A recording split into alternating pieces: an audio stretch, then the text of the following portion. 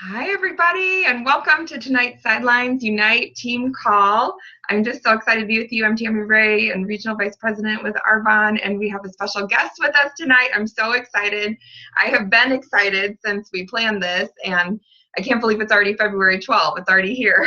But Aviva has an amazing story. She's an ERVP with Arbonne on the brink of going nation. And I remember hearing about Aviva when she first became a regional vice president because her story is just so profound and touching and inspiring. And I know that's why she's doing so well in Arbonne. She's just a passionate, inspiring person. And something that I just love so much about her is she's a person who doesn't overthink anything. And isn't that something that we all get a little tripped up over? We think we're doing Arbonne, but we just need to go out and do it. Stop overthinking it and just pick up the phone and go. Go book your appointments and go share this amazing story with others, because we have a gift that changes people's lives.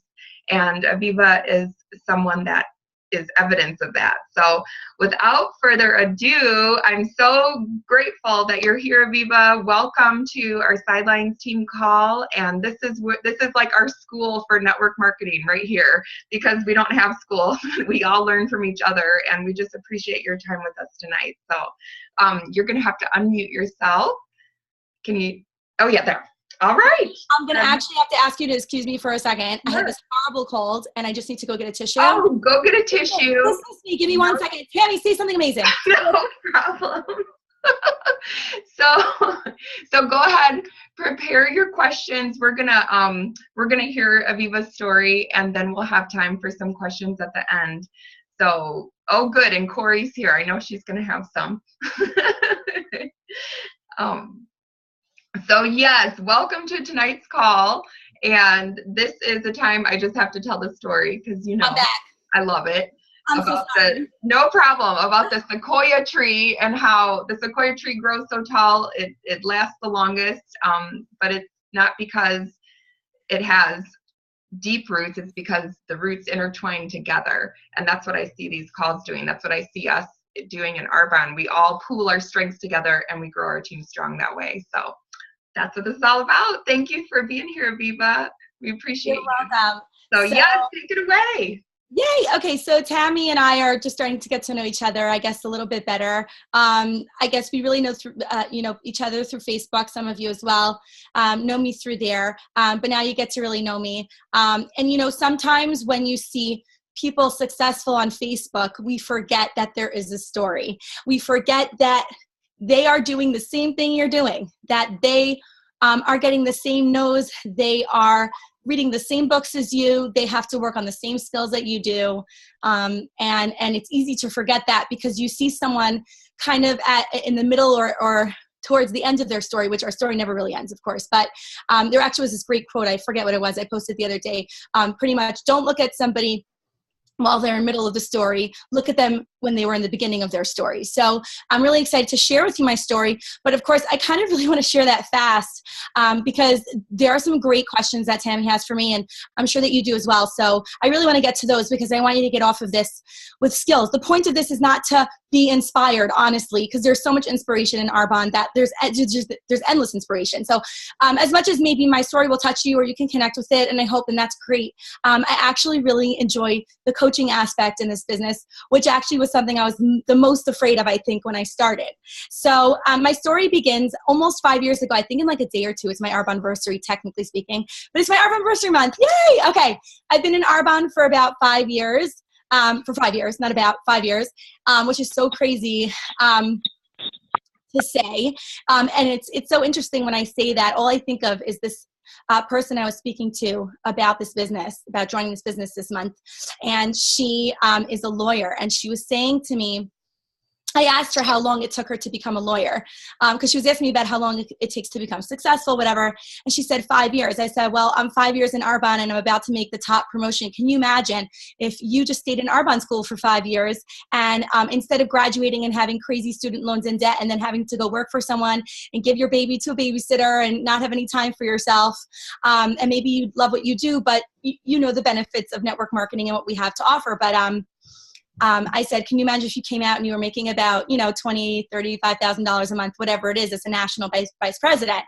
And she goes, wow, I never thought of it like that, because people really look, I think we're in an age of like instant gratification. Everything, like, oh my God, people are like, they start this business and a week later it doesn't work. What does that mean? Like, you can't go to medical school for 1 week and think you can be a brain surgeon. It doesn't work like that. Anything worthwhile is going to take time. So I think 5 years in Arbonne to be at the top of this company is fast. So if you're pressuring yourself, deep breath, guys. Like, you have the rest of your lives to do this. I definitely want you to have a sense of urgency. I don't want you to like take a seat and relax and be like, oh, Aviva said, oh, no problem. No, like, always be striving to get there. But 5 years ago, I'll just give you a snapshot of my life. I was about $30,000 in debt, not because we at all had any spending problems or anything like that. We just not did life backwards. We just, I guess, did life the way we wanted it without realizing how expensive children will be. I got married really young at age 18. I met my husband at 17. And after a year of dating, we were like, this is ridiculous. We need to be married. So we got married. I got married at 18, like I said, turned 19 a few days later. I had 4 kids pretty much right away. By the time I was 26, I had my 4th. And we were like, oh, wow, these kids are expensive. So my husband decided to go back to school to get his master's in school psychology, and I was pregnant with my 4th. And by the time he was born, which is exactly the time my friend had started her Arbonne business and introduced it to me. Actually, she told me about it when I was 9 months pregnant. My husband was still in school, getting his master's in school psychology. But and in between all of that, we had to put. I send all my kids to private school, so we put all of their tuition on credit cards because we just couldn't live on one salary. He couldn't work or wasn't getting paid really anything while he was in school. So living on one salary and being in the profession that I was, which is I'm a makeup artist and a wig stylist, and I've been doing that for 13 years. And if you show up to work and you do a face of makeup, or you have a wedding job to do, or whatever it may be, you make the money. If you don't show up, you don't make the money. Or if you just don't have the jobs booked that week, you never know where it's going to come from. So anyway, credit card debt racked up just with, regular life things. And, but we were like, okay with it, whatever that really meant, because we were always responsible. We had always paid our bills before, we never had any debt like that, before my husband went back to school. So we kind of felt like, oh, well, this is the responsible thing to do. And this is just the way it is. And this is just how we have to live. And that's fine. He'll graduate, he'll get a job, he'll pay off his debt. And then, my friend introduced me to Arbonne, and it came probably at the craziest time. Whenever someone gives me an excuse of why they can't start, it's one of the excuses that I had. So no one really could give that to me. I kind of smile when people give me excuses, and I kind of wipe that away right away because I tell them my story really quick. So they have nothing really to say to me because I had no time. And I had no money to get products to start. And I did not have a big network. I didn't grow up in New York. And I don't come from a family that knows business well. Although I did grow my own small salon business in my home, that took me, at least 5 years to start seeing some success. And I was like, oh my God, like, I'm not really going to start making money in this business for another 5 years. I don't have time to waste. If I want to make money, like, is this thing really worth it? So no time, no money. No skills, don't really know anyone. Although I was in the beauty industry, I also didn't really feel like I was a good salesperson. I wasn't one of those people that said, oh, I could sell ice to an Eskimo. That wasn't like my thing. It was more like, okay, yeah, I'll sell you that lipstick because I like it. Here, you want one? Like, I was never pushy with sales. I was never whatever. So I didn't consider myself a salesperson. I consider myself more of an artist. I'm very artsy like that. I paint, I do, makeup, things like that. So when my friend was telling me about the business a little bit, I thought she actually was crazy. I'm like, I actually felt bad for her. I'm like, Lauren, are you okay? I can help you financially. I really can't, but I'll find a way for you. Like, what are you doing? Like, no, one of those things, which I didn't really know what I was talking about when I said one of those things to her. I kind of just got this feeling, I guess, from the world out there, what they think about network marketing. I didn't really know much, actually. That was a huge blessing. Oh, I hear myself echo. Yes? No? I don't know. Tammy, you hear me good? Okay. So that actually was a huge blessing that I didn't really know that much about the negativity surrounding network marketing. I kind of just knew that, I didn't know anyone who was successful in this business model, but I didn't really know what the business model was. So innocent enough where I was willing to look into it, which was, again, a blessing. And I actually didn't look up anything on the internet to check anything out or research anything because I trusted my friend. And anyway, she called me up. I was 9 months pregnant. She called me to invite me to a presentation. Didn't want to go. I was like, oh my God, I'm fat, I'm ugly, I'm cranky, I'm tired. I'm not going to a makeup party thing at her house. No way. I already use the makeup I like my products. And I told her that straight out. I'm like, I'm happy with what I have. No thanks. Like, could you imagine calling up a makeup artist in your area and she's like, no, thank you. Click. And she's your friend. Right, about Arbonne, like, and you'd be dying for her to do this because she'd be so great, right? We've all been in that position of wanting someone to do this. And I was like, totally like, click. Anyway, what did she do? She was a professional network marketer. And she did what most of you don't do. So don't feel guilty, but just know that this is extremely important. She called me back. She didn't care what I had to say. She did it in a very nice way. She was very sweet about it. She called me up right after I had my baby and said, congratulations, I have a baby gift for you. And also, I'm bringing you over some amazing Arbonne products because you need to take a look at this business. She didn't care what I said to her. Maybe she did, but maybe she mustered up 2 seconds of courage and called me again. Okay, so I just want you to know, I think, what were the statistics? I think Eric Worre said something like, 90% of you guys will call someone one time, because some of you, the 10%, still hold yourself back from calling people. I know you do. Or maybe even a bigger percentage of that, but I'm just giving you the idea. But let's say 90% of you will call someone once, and then 30% of you will call someone back twice, and then 3% of you will call someone back the third time. And sometimes it takes between 5 to 7 exposures for someone to take a look at this or say yes to you in your business. So you have to decide to be that persistent person. Not annoying. Let's have social skills, okay? We have to do it in a nice way. I think one of the ways that I find are really, really great is to ask the person, I completely understand maybe it's not for you. Is it okay if I follow up with you in a few weeks or a few months? I still would love to maybe tell you a little bit about it. Or maybe I can sit with you now. Maybe there would be somebody who'd be great for this that maybe you can help me share with. And then you can always ask. I know Sheila Green. I don't know if you know who she is. She's just amazing. But Sheila Green, I think, was asked about 9 or 10 times. And now she's one of the top executive national vice presidents. Don't you think the person who sponsored her was happy that she kept up with it? Don't you think Sheila, although she said, I will never do your business, but you can keep calling me anytime you want, as long as that person gives you permission to call them back, call them back. And my rule is, as long as their heart is beating, I'm calling them. And again, like I said, in a nice way. And how do you know when the right time is to call them back? Ask them. That's one of my favorite things to do that I had to really get into habit with, which was asking the person, when can I call you back? And they would say to me, you know, you could try me again in 3 months, 6 months, or they'll say, I don't know, I'm not really interested. And I'll just say something like, that's okay. Maybe I'll call you like after the summer and maybe you'll be able to give me some great ideas or something like that. Okay. So anyway, she came over, baby gift. She brings me all these products. I tried them because I don't know, like, you have free products in your house, aren't you going to try free products?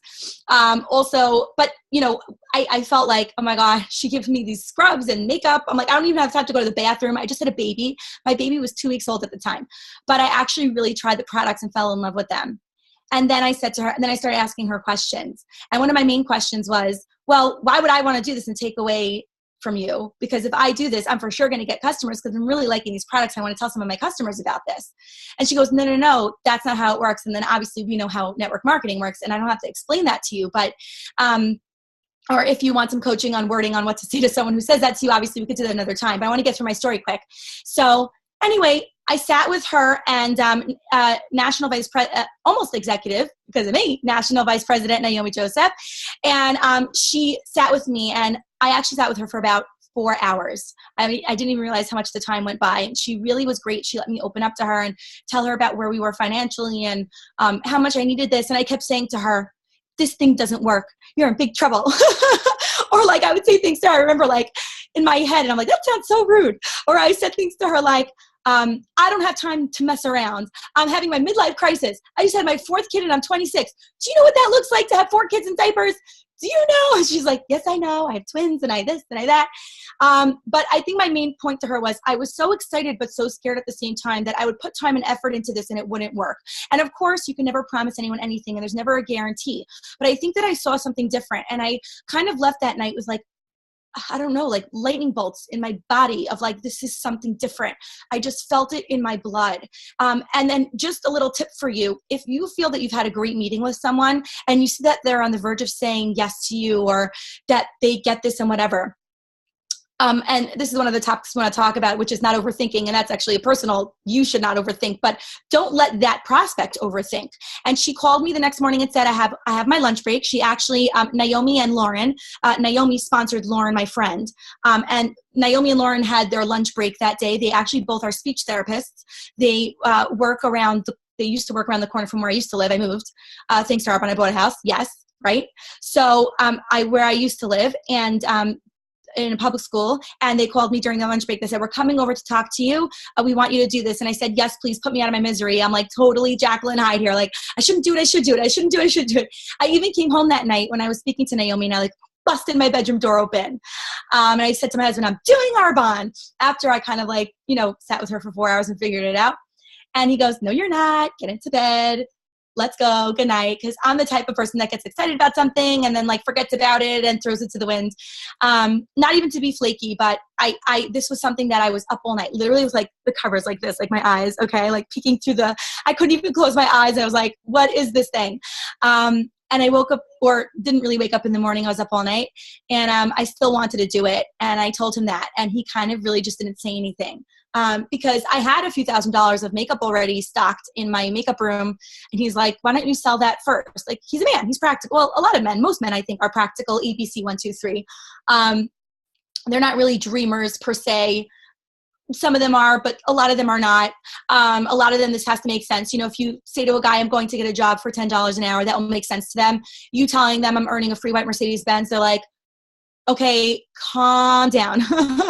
But I was throwing all these things out to him, and he said, no, it's not the right time. And I said to him, it's the perfect time. We don't have money. We don't have a plan. When you graduate, we don't know when you're getting a job. We're not making it, on our own over here. We were on food stamps. Sometimes I would eat by my in-laws for the weekend because we couldn't afford to go to the store and buy food. And I wasn't a sad case. I just felt like, well, I'm doing what we're doing because my husband's in school. And like, it was just like, is what it was. I didn't feel bad for myself. I was very proud of how I was taking care of everything, I guess.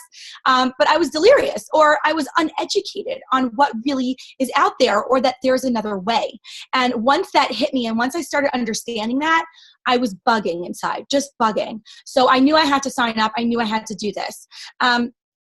Okay, so anyway, I signed up to Arbonne, and I did join this business for the full amount. This is what I call it, the full amount, which is pretty much buying, I would say, a good 75 to 80% of the catalog. No one told me to do this, but I new business. I had already put in about $35,000 to $40,000 into my business before this. So for someone to tell me that I needed to, or should, or recommended for me to get as much product as I possibly can, because if you don't have certain product lines, you're not going to be able to share them, and you're not going to be able to sell those products. And why would you want to miss out on one of the main key points of Arbonne, which is we have something for everybody? I mean, it's brilliant. That's what sets us apart from so many network marketing companies. Why would you only sell nutrition? Why would you only sell makeup? Why would you only sell skincare? Why?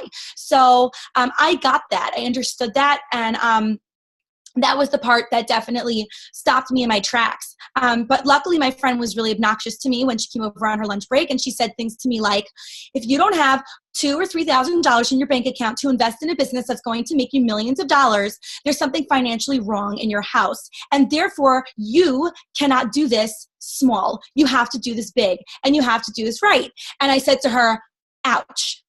Then she said to me, if you can't figure out where to find the money, how are you going to figure out how to get to Hawaii and how to get yourself into a free Mercedes-Benz? And I'm like, huh. So I'll tell you what I did. This is not advice to you. This is just my story. And I want to tell you this part because I want you to keep looking for those crazy people, me, who are risk takers, who are willing to do things. Those are the right people. Those are the people that are going to get to the top of this company. I mean, not to say that if you don't invest, you're not going to get to the top. Of course you can, and of course you will. But I'm just saying, if you could pick someone out of a catalog, pick someone out that gets this, and no matter what, they're going to just get it done. Because that was my first test in Arbonne. That was my first test of strength, of how serious am I? What value am I putting on my business before I start? What do I want my business to look like?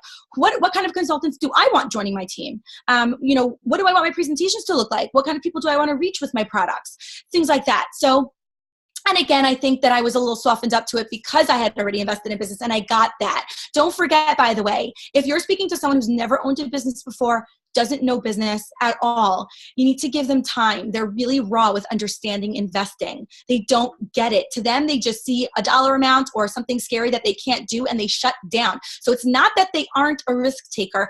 It's just that they don't understand. And again, we could always do another training if you want on what I say to people when they give me these things. And okay. But anyway, so what did I do? Because I got all my, I actually was negative $4 in my bank account. I had 2 credit cards that were maxed out in my name. Literally, I'm talking maxed out. I would go to the store, I would swipe, nothing would happen. Plastic that didn't work anymore, right? It was fun for a while and then that ended. No credit limit, nothing. 0 in my bank until I got paid and put some money into the bank to go buy milk. Literally, okay? So I actually called up both of those credit cards without telling my husband. Again, don't do this. Or do this if you want to do this, but I didn't tell you to do it. I don't want to get in trouble. I called them both up and I asked both of them if they would up my credit limit. The first credit card company said, no, we're not giving you more credit limit. The second credit card said, sure. They spoke to the manager, but sure, no problem. I said, how long will it take to see that on the card? They said within 5 minutes. I'm like, perfect. My friend has another half an hour to her lunch break. She'll sign me up, done.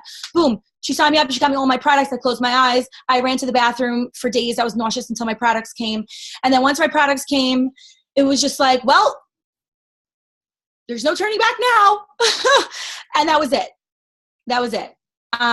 And from there, I, launched myself, made a million mistakes, for sure scared people away, for sure people jumped in the bushes from me, did things wrong, but that's how I learned to do things right, which is a whole other training of you got to make mistakes before you learn how to do this the right way. So don't be afraid to do that. And you're very smart for being on because we can help you try to minimize the mistakes and coach you and train you on the right things to say, or tell you about our mistakes we made. So hopefully you can learn from us. So anyway, that's how I started my business. So now I started my business within 11 months, or I would say actually within the first half an hour of my business, I became a district manager because I had bought all my products and then suckered my sister into joining my business because I thought of people who were bored and had some money, and she was the first one who came to my mind, which is kind of the wrong people to do this. I was afraid to ask people to invest. I was afraid to ask people to do this who were busy. I didn't want to bother anyone, right? I totally prejudged. I totally didn't understand. But I was not bored. I was crazy busy. I had no money. So I was looking for the opposite of the people who really needed this. But anyway, she joined my business right away because I'm just her sister and we do things together. And she joined my business. She pretty much did nothing with the business. Love her to pieces, just not for her. I didn't really recognize that or know that or understand who's right for this business, which again, I don't really think that there's a box for that. I just think that, there's many different kinds of people who are right for this business. But anyway, I became a district manager within a half hour because I bought all my products and so did she. So I promoted. Congratulations. I had no idea what I was doing. I had no idea. I promoted, district manager, this, that. I'm like, great. Okay, 4 steps. I could do that. Let's go. Okay. First step, yay. Tomorrow, second step, right? No, that takes 2 months to do. I actually became an area manager within 4 months. I lost my entire team. I had to rebuild my area again. And then about 6 or 7 months after that, I became an RVP. Snapshot of me going RVP was, so I read the book, The Secret. Okay. I thought it was hocus flippin' pocus. It was crazy. Like, no, my thoughts did not make that happen. No, like that just happened. God made it happen or whoever, whatever, just that happened. And then I read that once. I was way too cynical to, internalize it, take it in or take it seriously. But I kept wondering why everybody just goes so crazy over it. So I'm like, I'm missing something. So I think I was it was my 10th month in Arbonne. And I decided that I was pissed off enough to push myself to go RVP already. I had already solidified my team a little bit more. I had already grown a little bit more since I lost my area. I didn't lose my area title. I just lost my team and rebuilt that quickly to keep my area. I was sponsoring the wrong people or I wasn't really, coaching them the right way or whatever it was, or 1,000 different reasons. But I take full responsibility for that, and that's how we learn. But anyway, so 10 months in, I was angry. I wanted that car already. There were so many people laughing at me that I said I was getting a Mercedes, and that made me mad. And I'm a person of my word as far as if I say I'm going to do something or make something happen, I try my best. I can't always fulfill that in the best way possible. It's definitely something I'm working on, but putting something big like that out there, like, gosh darn it, I better go do that. That's not funny. So I decided it's time for my car. I felt ready. And I met with, I would say, about between 13 to 15 people that month for coffee. Now, what that really means is I probably reached out to a good 40 to 50 people, right? It's a numbers game. I probably reached out to about 30 or 40, maybe 50 people, and about 20 of them said yes, a bunch of them canceled, and I met, I think the number was 13 that I actually had coffee with within a 4-week period of time to speak to about this business, and not one of them jumped into my business. Now, I was an area manager. I knew what I was saying. I had a team already. I had people say yes to me. So it was just something that was like weird to me. I'm like, wow, so many people. I thought for sure I'd have people joining my business with me. And I went that, and I kept telling my team, I'm going RVP qual. We're going RVP. We're doing it. And I was so embarrassed because it was the first time I really put it out there to my team in a big way that we were doing it. And they were so sweet and like behind me, and it was great. But I didn't do it. I didn't go into qualification. And then, actually this was my 9th month. Sorry. So going into the next month when I didn't qualify, I went to our training and recognition that we do in the beginning of every month, and I was just crying the whole meeting. And Naomi Joseph kept jabbing me with her elbow and saying, shh, stop crying. Your team's watching you. Be strong. I know you had a hard month. It's just growing pains. It's growing pains. And I was like, okay, growing pains. And from there, that little thing that she said to me really stuck with me and just kind of like shut my inner voice up. And like I grew up a little bit, growing pains, growing. And that month, I read The Secret again. It was 3 weeks after that training. So at that point, I was 10 months into the business. Okay. And, it was the last weekend of the month. I think the weekend ended on a Sunday night. So on Saturday, I decided I'm reading The Secret again because I'm totally not where I thought I would be again in the month. And, we were at about $11,000, or so. 11K in volume. And we only had a few days left. It was Saturday. Okay. And the month was ending Sunday. So Saturday I read The Secret. I started understanding it a little bit more and growing up with that, not being too cynical and self-growth, right? We all start this business and say, oh, self-growth, what does that really mean? Or keep me away from those, fluffy books. Or again, that was me. I didn't think I needed self-growth. And I read it again, and it just something clicked. And my anger or my restlessness or my enough is enough feelings inside, plus just saying to this book, all right, if you're telling me that this is what I have to do, I'm just going to try to follow this book to the T for the next 24 hours. And something in me changed. The way I spoke, the way I said things, how I painted the picture for people.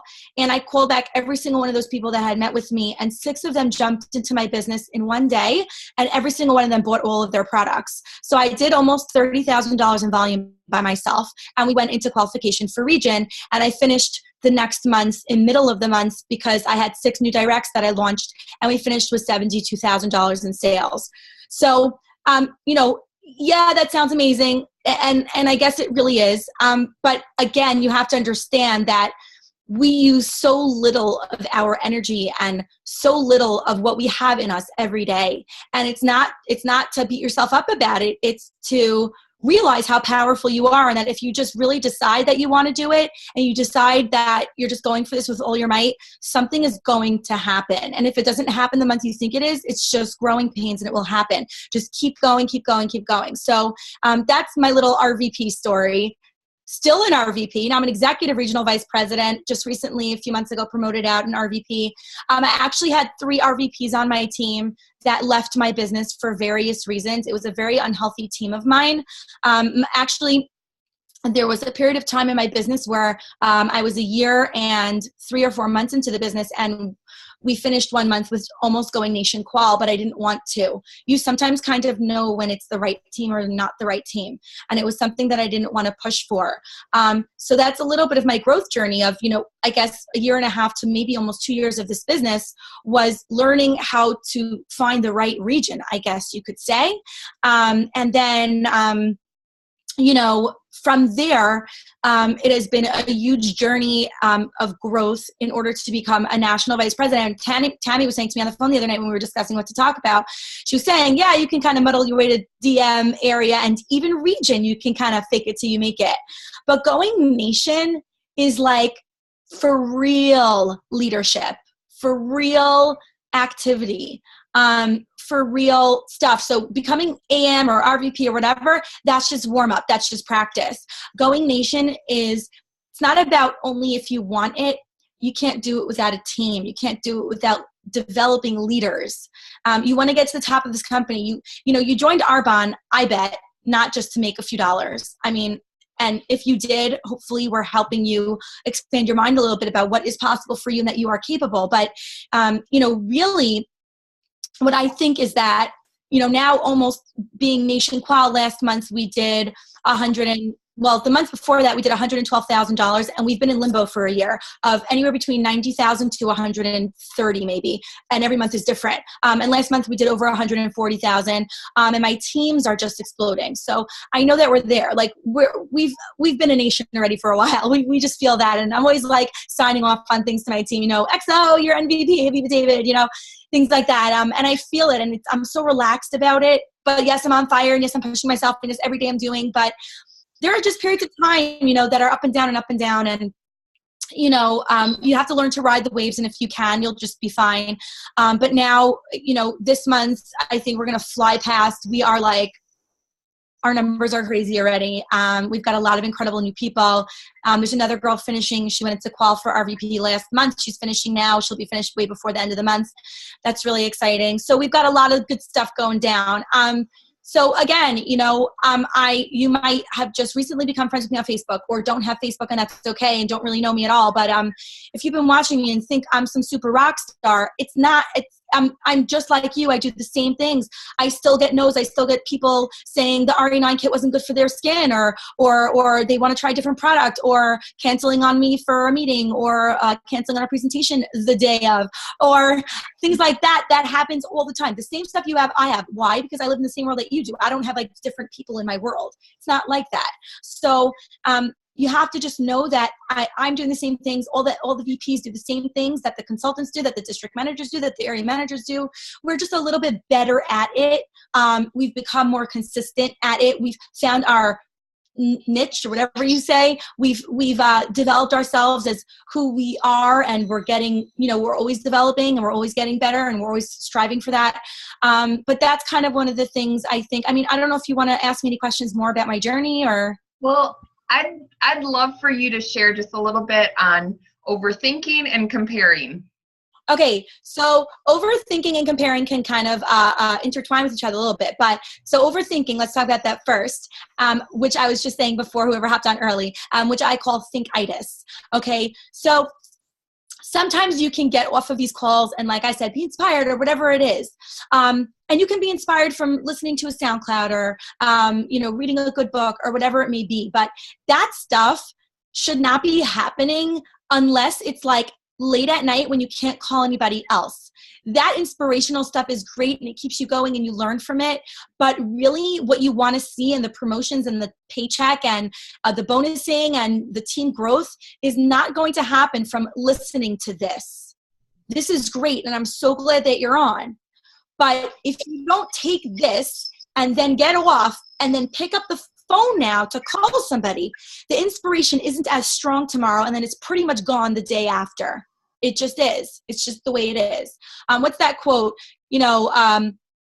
Something, motivation doesn't last, but neither does bathing. That's why you have to do it every day, right? Mm-hmm. Something like that.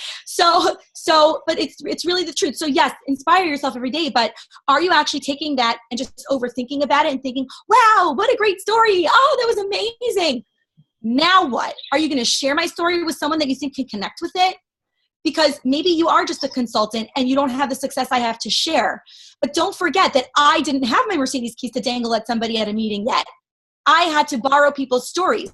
You need to take this and then connect it with someone that you know that you're thinking of and say, I want to share this girl's story so that I can inspire her. Because if you're on the line and you're, let's say, your life is different from someone else that you want to share this business with. For example, let's say I am in the beauty industry. So people who see me say, oh, well, you do makeup and you this. Okay, that makes sense. You'll sell lipstick. So I would say, really, well, what about my friend who's a surgeon who just joined my business, who knows nothing and doesn't even wear makeup? And they're like, oh.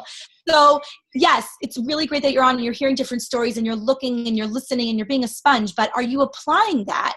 Are you actually just overthinking or applying that to your daily life? More about overthinking and thinkitis is that a lot of you drain yourselves tremendously by thinking about Arbonne all day long. If you find that, guess what? You're either going to run for the hills from this business and forget it. You're going to be way too tired and exhausted, or you're going to drag yourself down and take way too long to promote to the promotions you deserve to promote to. So my advice to you is be so busy with this, because you're busy in your mind already. So you might as well just be busy doing activity, right? So it's either you're busy with activity or you're busy thinking. Thinking doesn't bring in a paycheck. Opening your mouth and talking does. So it's okay to like take a minute or two before you call someone and think about what you want to say, or call your upline and say, can you help me and guide me on what to, say to this person? Oh, I'm losing feeling in my legs. Hold on. I never sit cross style like that. Okay. Back in kindergarten. All right. So, but that's pretty much it about thinkitis. I mean, there's so many other problems about overthinking. Overthinking also can go into another topic of, I think, prejudging. How many of you, I'm going to raise my hand because it's happened to me before, has overthought and made up a story in your head and stop yourself? Or I've stopped so many of my consultants on the phone with them while they were like telling me about somebody, being like, wow, that's so cool. You just made up a whole story about somebody and how they probably won't say yes to this business without even asking them. That is the coolest thing I've ever seen. Oh my God. No, you cannot think about what the outcome is going to be. You have no control over that.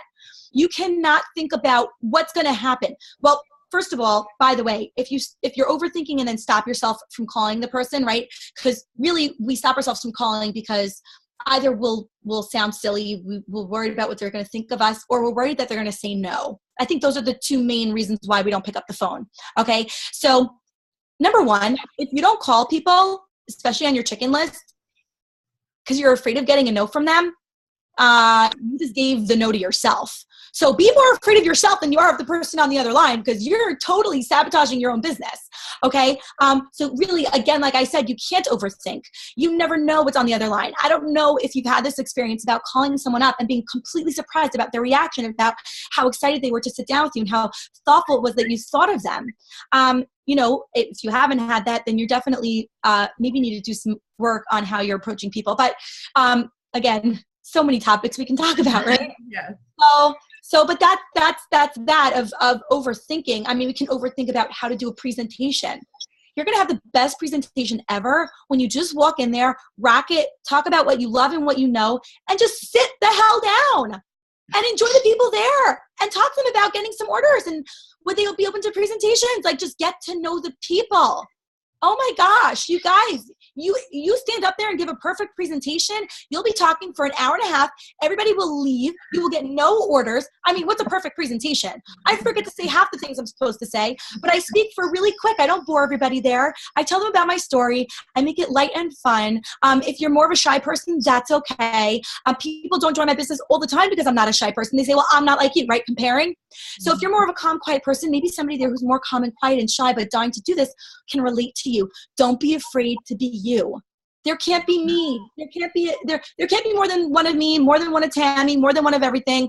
Which again, the overthinking plus comparing yourself really can roll over into itself here. But the not comparing. I mean, do you have any more questions about the overthinking part at all, Tammy? I love it. Okay, so yeah, I know I talk fast. I'm sorry, everyone. Oh, you're perfect. I hope you're recording this. Yeah. Yeah, we are. Okay, good. So the next thing is that about comparing yourself. So it's a really big problem. I think that's one of the top 5 killers in network marketing.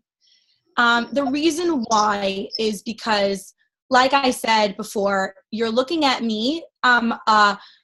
Not a finished product, but you could think I'm a finished product because I'm almost an MVP. That's not a destination for me. MVP is just the beginning of my business. Like, MVP just means that now I'm in a position to coach and train others and help them to get to where I am, and keep doing that over and over and over again. It's like, it's not, I don't care about the title. Like I said, I feel like I've been an MVP without the Hawaii trip, which is ridiculous. I should have been there this year. That's it. Like I feel like an MVP. I felt like an MVP the day I started this business. I didn't really know what it meant, but I'm like, yeah, I'm getting there. I'm going.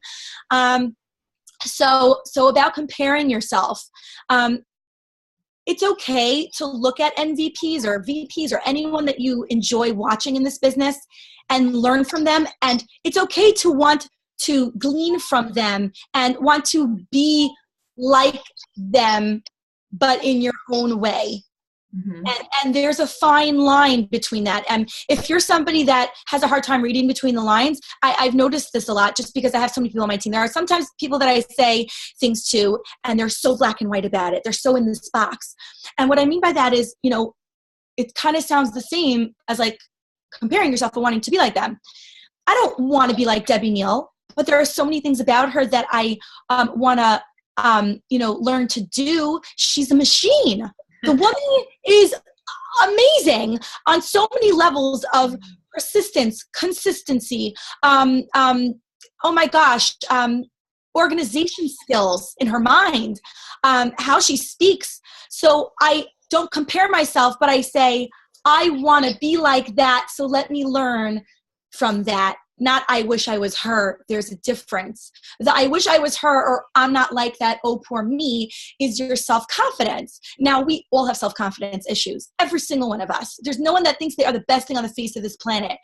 I have learned to love myself a tremendous amount. I still say little things to myself once in a while here and there, but I really catch myself now. I've really been trying to work on my thoughts about what I say. But again, if you have been comparing yourself or saying, oh, I'm not like her, I'm like, you're not supposed to be. Stop it. Stop it. You're not supposed to be them. But if you like someone, ask them for some advice, or Tammy, you want to learn from me. You got me on with your team, like I'm open to that. Some VPs are too busy or not open to that, and that's okay. That's cool too. But just try to learn from them, follow them, look on their Facebook, see what they post. I have some Facebook Lives out now, watch them, just like that. So that's as far as comparing yourself. Anything else you want to ask me? I love it. Does anyone have some questions for Aviva? Corey, yes, go ahead. Can you unmute yourself? Yep, there you go. Yeah. Oh, awesome. I thought I was going to have to type them out. Hi, Aviva. I've been fangirling over here for like an hour. My husband just said I'm being too loud. Sorry. Okay. I have a couple questions for you. I've been writing them down. Hang on. Okay, so you're a busy mom. I'm a busy mom. What are a couple things that you commit to doing every day that are like for your business and for your success? Like, what words of advice would you give to somebody just to like get in the daily habits of being consistent and working towards your success? Okay, I'm going to answer you honestly, and then I'm going to answer you with what I'm trying to work on. And the honest thing is that's my biggest challenge, is trying to get certain things done every single day that I want to get done. That is my number one challenge. In the beginning of this, I don't know if it was recorded, Tammy, but I was talking about my ADD, and I'm always on to the next thing. I kind of just take every day as every day. And I'm really good at just, I'm in the car, I'm thinking of someone on my team, I call them, I coach them. I'm at the gym, I make sure that I try every single day to just say something to someone, or I always have kits on me. I'm always prepared, I think, for the spontaneous. That's how I know my brain works best. So that's my honest answer, is that unfortunately I can't tell you my secret, because my secret is just being me.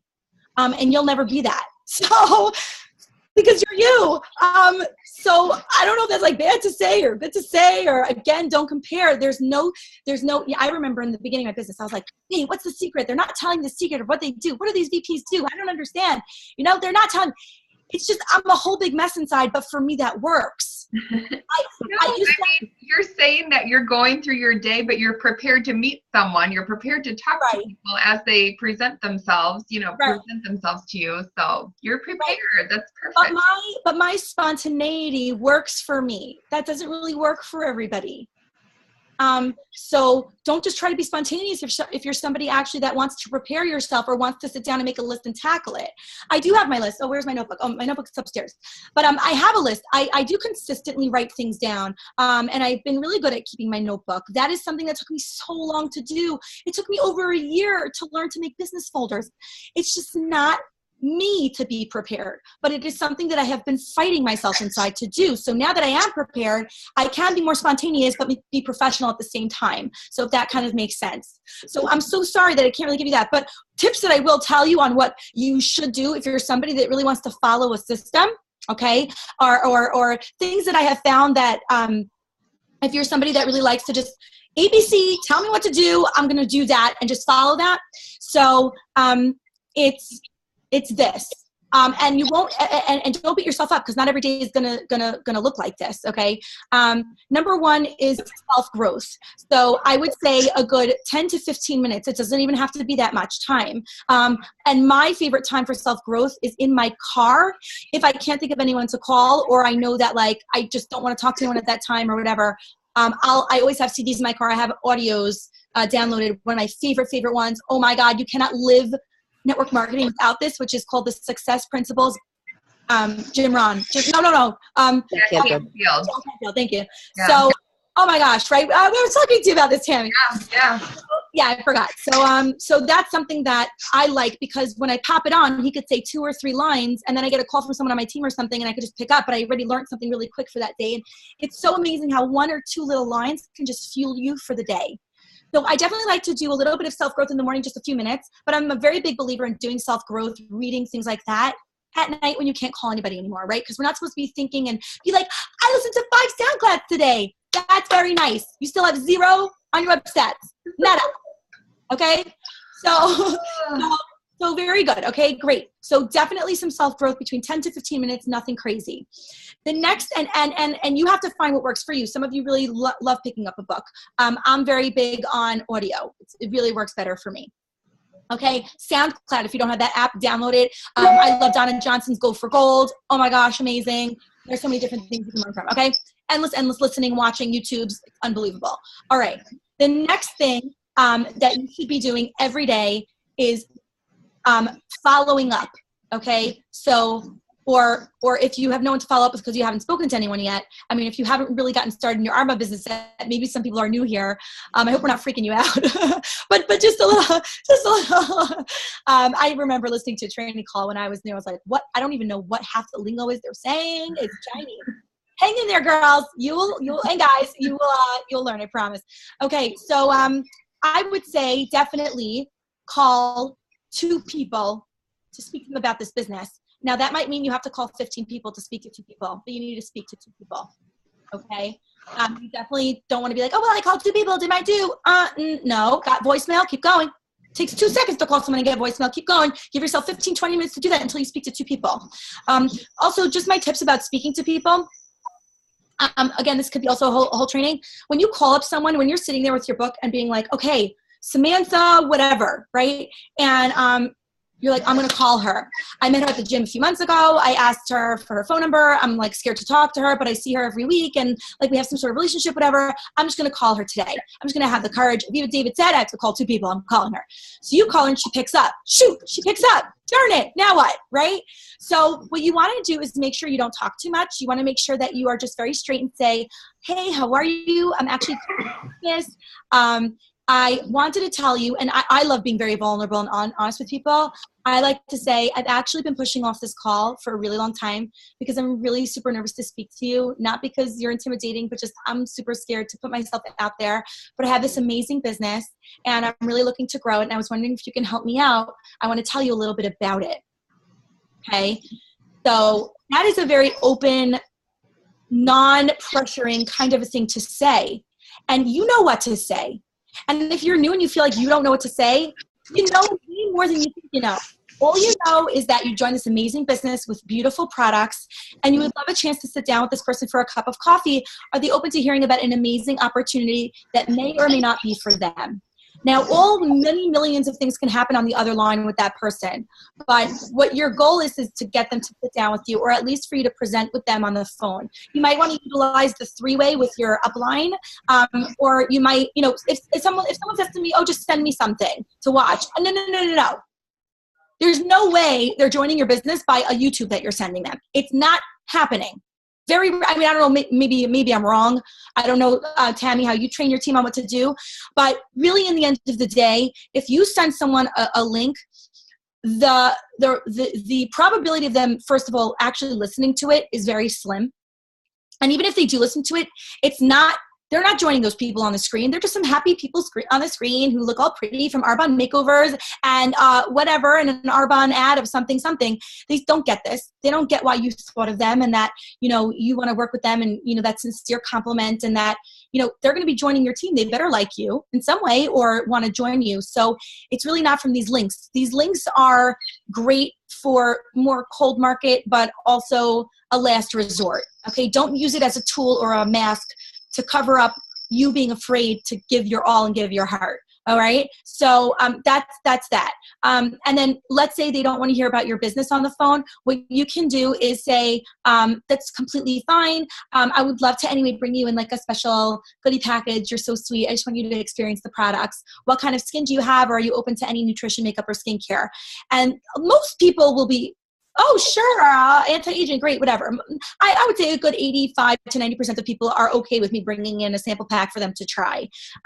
Very few people really say no to that, I guess. So I'll bring that in, and I'll say again to that person at the gym, right, Samantha at the gym, I'm making it up. I still think that I really want you to hear about this. Sometimes when you say it the first time, they're so freaked out, like it sounds scary to them, or they're like, oh no, like a commercial call or whatever. And, a lot of this business, like I was saying before, is anywhere between 5 to 7 exposures. It just is what it is. So your first exposure is planting that seed and saying, something along the lines of, I want to tell you about what I do, or I think you'd be amazing for this, or whatever. That's a huge compliment. How often does someone call you and say, I want to work with you? Very rarely. And you get to tell the person, I get to handpick the people that I want to work with, and you're one of them. So I just want you to know that. Whether they roll their eyes, spit at you, throw your fit shoe back in your face, I don't care what they do. But it doesn't matter. It doesn't matter. You're doing what you have to do, and you're going to feel so much better about doing what you were supposed to do, rather than being afraid to do it and then letting that eat you up inside. So much healthier to just get it out of your system. So, and then sometimes I'll have like a quick conversation. I'll say it's not for me, and I'll say that's completely fine. I would love for you to host me a presentation. I'll get a party out of that, or a kid drop off, or nothing, and they'll just think I'm crazy and they'll avoid me at the gym. It's their freaking problem. I'm fun. I'm fun. They want to be hanging out with me. So I think that's kind of really it a little bit. I know I segued off with, what you should be doing every day, but, be you, be prepared. Definitely have, what I'll show you. Hold on one second. I'll show you my preparedness. Actually, my office is a huge mess right now. Only that's my fault. Hold on.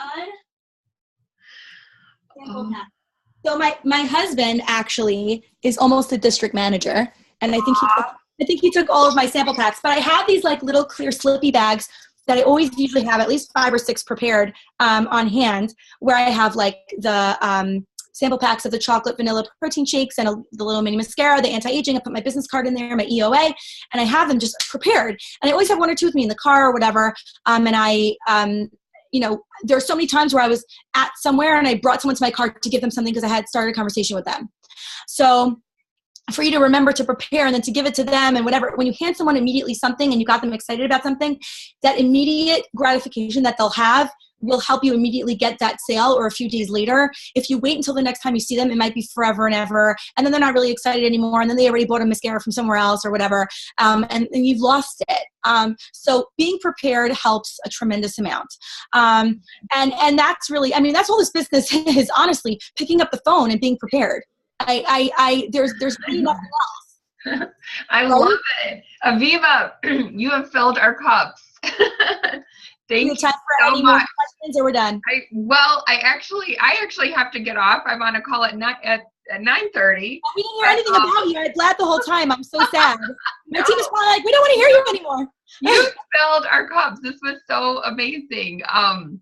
We're just going to Let's have do to have another you one. back. That's all there is to it. I'm going to have you back on my end. I know, and I'm going to take you up on it. We're going to have to do a DA together. Yes, we need to do a DA, absolutely. And if any of you have any questions for me, please message me on Facebook. I'll try to get back to you as soon as I can. Do not hesitate, and we'll do this again. But I underlined it and underlined it again. You said the only way to be successful is to be unique. I love that because, you know, I think we have this chronic addiction to copying people's posts and stuff, and that isn't catching anyone's eye. What catches people's eye and heart and captures their attention is when we're vulnerable by just being exactly who we are. I remember, you know, my team, you know, the people who know me know my story. There was a time when I didn't feel comfortable telling people anything about my cancer history because I didn't want to bring people down. And guess what? Nothing happened in my business. When I started just sharing who I am and my background and, you know, just being vulnerable, that's when it resonates. People know you're sharing your heart. And either way, Arbonne or not, I'm making great relationships. And, you know, it's like I know that people who know me, I've shared my heart with them. I've shared my truth.